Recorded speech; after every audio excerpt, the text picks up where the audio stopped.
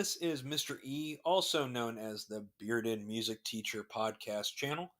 And today we have episode 11, which is centered around Sam Phillips. And for the video people, I have the RCA Elvis deal slide up. Um, and there's a reason behind it. So today, before we jump into the podcast, I just want to make sure that everyone is aware that this podcast is used for educational purposes. This is a way for my students to get a quick, concise look at what I talk about in class, so that way when they go to review for things or if we have a test, they can easily pull this back up and quick study it and move on with their lives. And today is kind of a bonus episode. I wasn't originally going to do this in my list of podcasts. However, I figured it would be a good idea to kind of throw this in as episode 11 and trying to kind of jump everything back, because as we look at the construction of rock music, the genesis, if you will, of rock music, Sam Phillips was uniquely tied to that. A lot of people think, oh, well, it's Alan Freed. If you look on the surface, so if we want to use like an iceberg kind of mentality or analogy, what we see is the big first wave of rock guys. Guys like Fats, Little Richard, Elvis, Chuck Berry, Jerry Lee Lewis, Buddy Holly, Bill Haley. What we don't see is one guy in particular, and Alan Freed. Alan Freed was big into that. But what we don't see is Sam Phillips, at least on the surface. Sam Phillips is under that water in a lot bigger way than what a lot of people think. And while I haven't gotten a chance to read it, there is a book that would be something of interest for people. It came out in 2015, and it's called Sam Phillips, the man who invented rock and roll, Sun Records.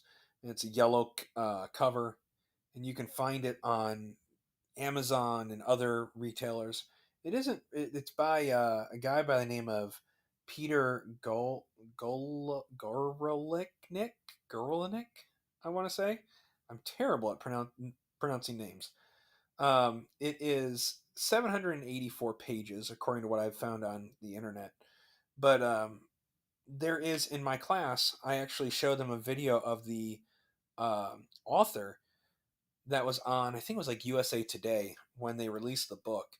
And they talked about how Sam Phillips was a friend of his, and that Sam Phillips really did a lot in the way of, in the music business, changing it to not only include a huge way that we dealt with the industry and taking rock music seriously, but we also see that he did his best to blur the what was called the color line of segregation in the United States in the 50s, right leading up to the civil rights movement. The civil rights movement was already slowly brewing at this point, but in the 1950s, you kind of had this idea like, hey, look, we need to have this movement. But anyways, that's a topic for some other person to deal with. Now, Sun Records specifically, um, it's located or was located at 706 Union Avenue in Memphis. And this guy by the name of Sam Phillips, uh, he was an engineer, a sound engineer, radio engineer from Florence, Alabama, who opened up his studio in 1950 and begun making distinct label Sun Records for local blues talent in 1952. And he would go on to produce guys like B.B. King, Howlin' Wolf, Elvis, Jerry Lee Lewis, Roy Orbison, Johnny Cash, and a smaller guy by the name of Carl Perkins. And he remembers, he actually was quoted talking about Elvis. Now, when Elvis came in, like I talked about in the previous podcast, episode 10, is that Elvis came in and recorded a record for his mom, actually, for her birthday. And then he stumbled on it, and then that grew eventually the uh, the career of Elvis, and then the RCA deal with Elvis that was $35,000 because let's be real here. Sam Phillips needed that money, and it was a blessing for him because he ended up getting Jerry Lee Lewis to stay on, Johnny Cash, and the guys I listed earlier to really bring more revenue into Sun Records.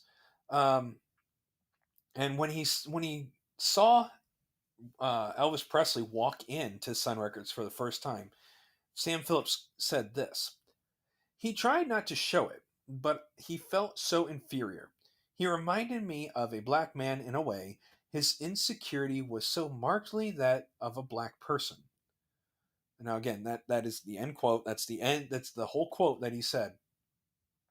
Um, and so he noticed that Elvis was really, really shy. And it wasn't really uh, until Elvis came to terms with his with his fame that Elvis was really kind of humble and shy about everything. And Carl Perkins once said, "This man," meaning Sam Phillips, had a knack. He had the capability of spotting raw talent because look at the guys he spotted. Check them all out. They're all they're they're all still around. Um, Guys like I said before, and Charlie Rich. I forgot about him, and Carl Mann even goes on that list of people that he has done over the past years of his recordings. And he wouldn't um, he wouldn't so much put a lot of stock into um, polishing them. He would purposely put the raw talent in there. He would just be like, "All right, you want it? Let's go. We got to have it as exactly the stuff that we hear every day." He did a huge service to the record industry, and I want to point out this quote too from Sam Phillips. Now I have to remind you that we are using historically accurate information. This is a direct quote. It's pretty long, but Sam Phillips says, and I quote: "When I first formed my label, the input I got from the distributors, the jukebox operators, and the retailers was that white teenagers were picking up on the feel of the black music. These people liked the plays and the sales they were getting, but they were concerned, saying, we're afraid our children might fall in love with the black people."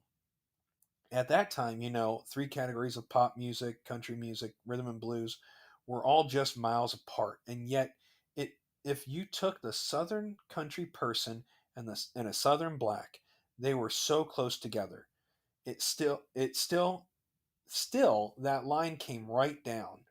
So in no way to undermine the black people that gave me my start in this industry, I felt that if we could get plays on the radio and generally better acceptance for this music because white people were doing it, it would help. It couldn't hurt the black man because he could hold his own in music with anybody in the world. So Sam Phillips, and that's the end quote. So Sam Phillips really looked at it by saying, "Look, it doesn't matter. What I'm looking at is the teenagers of the time are really looking at buying and playing this certain type of music. So why not do it?" Simple business 101. Where if you see a need for it, you're going to do it.